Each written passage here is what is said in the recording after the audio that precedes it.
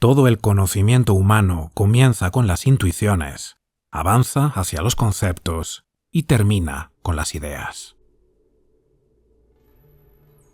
La intuición es un misterio que ha atraído a filósofos, místicos, teólogos, artistas e incluso científicos.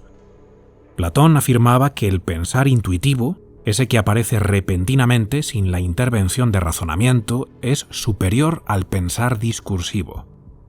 Aristóteles, aunque trataba de considerar el equilibrio entre ambos, creía que la intuición tenía un rol primario, ya que será la intuición la que aprehende las premisas primeras.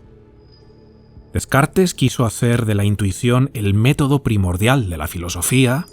Kant postulaba que toda experiencia consiste en una forma de intuición, y Leibniz afirmaba que la intuición es la vía para acceder a las verdades de la razón.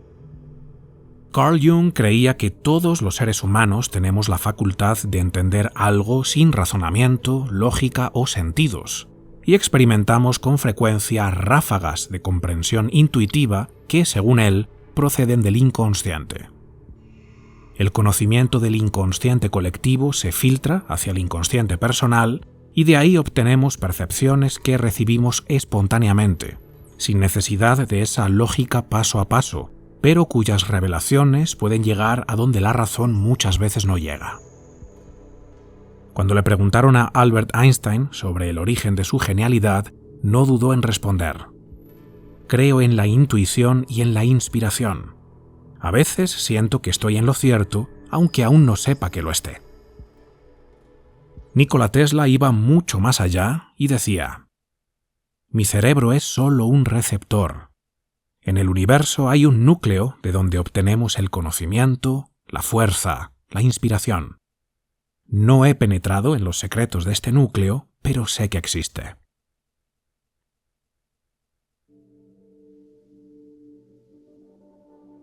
La intuición, del latín intuitio, que significa mirar hacia adentro o contemplar, es un saber que precede toda lógica, una captación de conocimiento espontánea sin la intervención de un proceso consciente de razonamiento deductivo. El conocimiento intuitivo, por lo tanto, no sigue un camino racional para su construcción y formulación. De ahí que la persona que lo experimenta no pueda explicarlo ni ponerlo en palabras. «Lo que piensa en mí», decía Lichtenberg. Cuando usamos el pensamiento discursivo, debemos realizar una serie de esfuerzos lógicos sucesivos. De ahí su nombre discursivo, que hace referencia a discurrir. A través de un discurso interno, guiado por el análisis y la deducción lógica, estas operaciones conscientes nos llevan a una tesis. Pero el pensamiento intuitivo es directo. Por medio de la intuición se obtiene un conocimiento inmediato que capta la esencia o realidad de lo observado, sin que sepamos cómo exactamente hemos llegado a obtenerlo. En su libro La mente de los justos, el psicólogo social Jonathan Haidt presenta una interesante analogía. La mente está dividida en dos partes: el elefante, que representa la intuición, y el jinete, que representa la razón.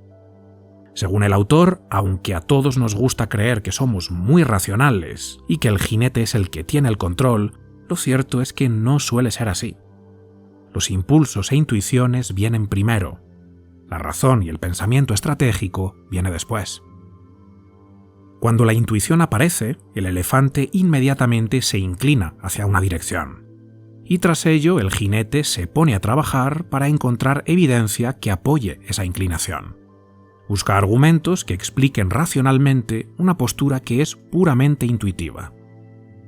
El jinete, por lo tanto, es una especie de abogado a tiempo completo del elefante que constantemente usa la razón para apoyar su postura.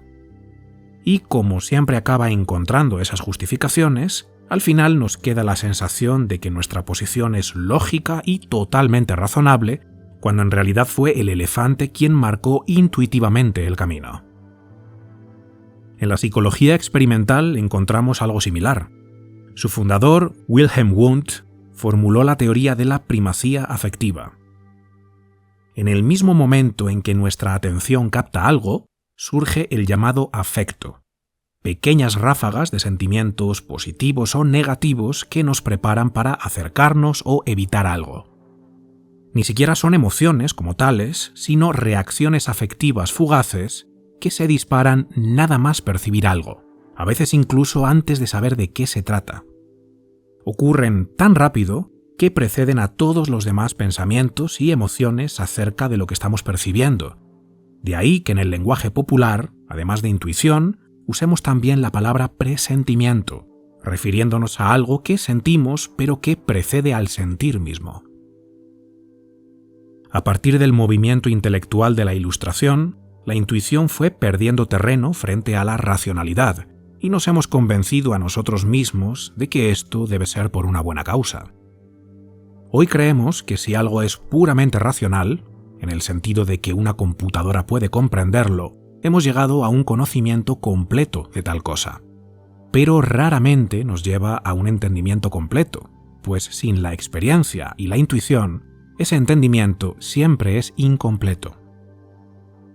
En su libro The Master and His Emissary, el legendario psiquiatra de Oxford Ian McGilchrist dice que la intuición es la función del hemisferio derecho, que él llama el hemisferio maestro.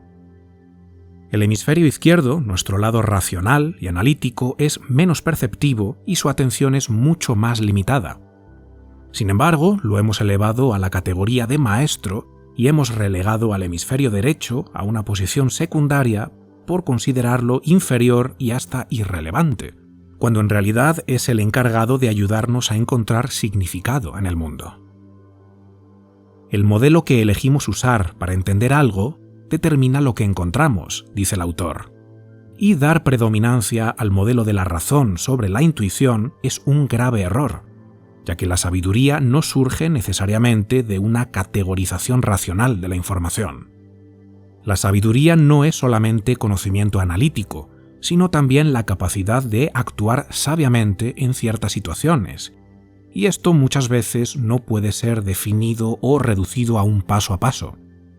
A la hora de tomar una buena decisión, la persona sabia simplemente sabe intuitivamente, aunque muchas veces ni siquiera pueda transferir esa sabiduría para que la mente de otra persona pueda comprenderla. Es lo que Michael Polanyi llamó el conocimiento tácito, aquello que sabemos pero no podemos poner en palabras, y que Naval Ravikant suele llamar conocimiento específico. ¿Quiere esto decir que el pensamiento intuitivo es siempre superior al discursivo, como afirmaba Platón? No, en absoluto. Debemos recordar que la intuición, al no poseer un mecanismo definido de causalidad, no está sujeta al método científico, con lo que no siempre podemos fiarnos de su validez y deberíamos tomarla con cautela. Intuición no es necesariamente sinónimo de evidencia. Del mismo modo que los naturalistas cometen el error de creer que la razón lo es todo y la intuición es puro delirio, tampoco podemos caer en la actitud nueva era donde la intuición es siempre fiable. Ambos mecanismos, razón e intuición, contribuyen al conocimiento de la realidad y deberíamos hacer un uso equilibrado de ellos.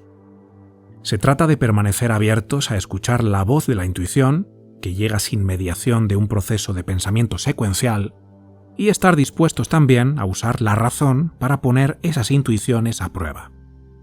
De hecho, es así como científicos de la talla de Galileo, Newton o Einstein comenzaron muchas de sus investigaciones, con una intuición que les empujaba a moverse hacia una dirección concreta. Sin embargo, no se quedaron ahí. Sabían que para lograr un conocimiento completo y avanzar hacia la formulación de teorías demostrables, no podían depender solamente del pensamiento intuitivo. Permanece atento, no sientas nada en vano. Mide y compara. Tal es toda la ley de la filosofía, decía Lichtenberg. Cuando el pensamiento intuitivo aparezca, conviene realizar un análisis de patrones verificables. Por ejemplo, si cada vez que mi intuición me indica X y yo hago Y, obtengo Z, y esto sucede de forma recurrente, la observación de mi experiencia me indica que tengo un patrón. Esto no siempre será posible, evidentemente. En muchas ocasiones la intuición apunta hacia algo inmediato que no da pie a una comprobación posterior. pero siempre que se pueda, lo más sensato es usar la razón para verificar si el conocimiento directo de la intuición es certero. Si no hay verificación, podemos caer fácilmente en el autoengaño y el argumento ad ignorantiam. Cualquiera que se haya comprometido seriamente con un trabajo científico de cualquier tipo, sabe que encima de la entrada del templo de la ciencia están escritas las siguientes palabras: debéis tener fe. Es una cualidad de la que el científico no puede prescindir. La ciencia no puede resolver el misterio último de la naturaleza. Y esto se debe a que, en última instancia, nosotros mismos somos parte de la naturaleza y, por lo tanto, parte del misterio que estamos tratando de resolver, decía el ilustre Max Planck. La intuición, lejos de ser enemiga de la razón, es su mejor aliada. Es una voz que nos habla sin palabras, pero que siempre está dispuesta a guiar a quienes se atreven a darle el espacio que merece.